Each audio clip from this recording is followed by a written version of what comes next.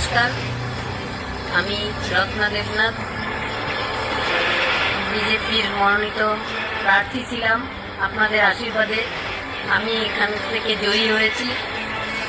তো যেটা আমি শুনছি চারিদিকে চলছে, সেটা খুবই আমাকে কষ্ট দিচ্ছে। খুব যন্ত্রণার মধ্যে থেকেই আমি বলছি, সমস্ত মানুষ কালকে যেটা জয়ী হয়ে যে আনন্দটা পেয়েছিল, সেটা ক্ষণিকের মধ্যে যেন একটা দুঃস্বপ্নে পরিণত হয়েছে।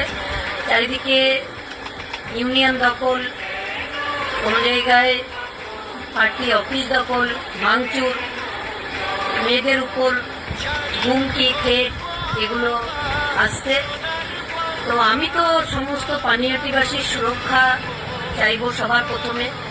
আমি এখনো কোনো ক্ষমতা হাতে না পেলেও আমি চাই আমার এলাকার সমস্ত মানুষ সুরক্ষিত থাকুক। তাই আমি প্রশাসনের কাছে বিনীত অনুরোধ করব,